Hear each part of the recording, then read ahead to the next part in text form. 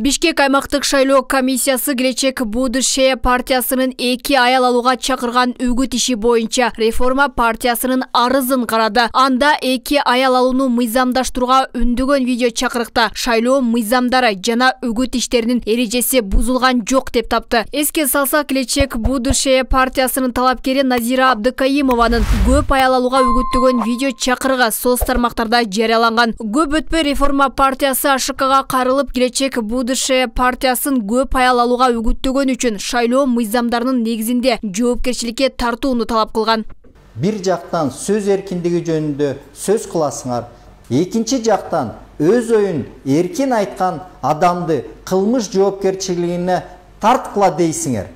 Партиянын мындай аракеттен эксперттер добуш алуунун алган амалы деп сыпаттап жатышат. Анткени айрым партиялар шаардык кеңештин функциясына кирбеген мыйзам долбоорду сунуштап, куруу убадалар менен добуш алуу аракетин көрүшүдө дешет. Кандай болгон күндө да эл өткөндөн сабак алып туура тандоо жасоосу зарыл экендигин белгиледи. Бул эми добуш алууга болгон андай жанталашуу да. Анын негизинен ал жерде biz мындай бир ажыратышыбыз керек да. Жергиликтүү кеңештер, шаардык кеңештердин колунан эмне келет? Кандай полномочиялары бар?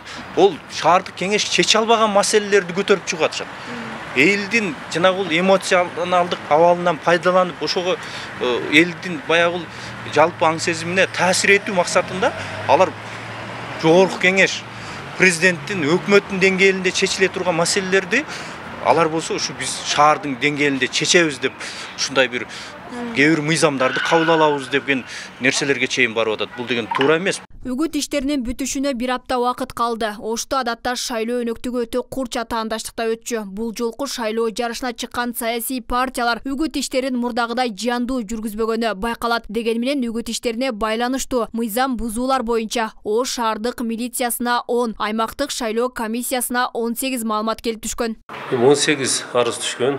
Анын ичинде кээ бир арыздардын санынын көбөйгөнү бир эле маселени мисалы бөлүп алып келген жери бар да. Мисалы көрүнөк жарнакты мисалы бир жерге илинген, үйгө илингенин өзүнчө жазган, же болбосо бир ишканага илингенин өзүнчө жазган, ошол баары топтолуп кеткендер бир 6 арыз, бир эле арыз ошол 6 бөлөк болуп саны көбөйүп атат. Бишкек Ош шаарлары учурда кызыл зонада турат. Шайлоо жакындаган сайын аталган шаарларда COVID-19 вирусун жуктургандар көбөйүп, абал курчуп жатат. Мындан улам аймактык шайлоо комиссиясы шайлоону санитардык талапты сактоо менен күчөтүлгөн тартипте өткөрүлөрүн айтууда. Мурунку шайлоолордон өзгөчөлүгү бүт шайлоо участкаларында шаар боюнча аябай чоң көзөмөл болот. Анан санитар тарап боюнча өзүнчө маалымат берилди.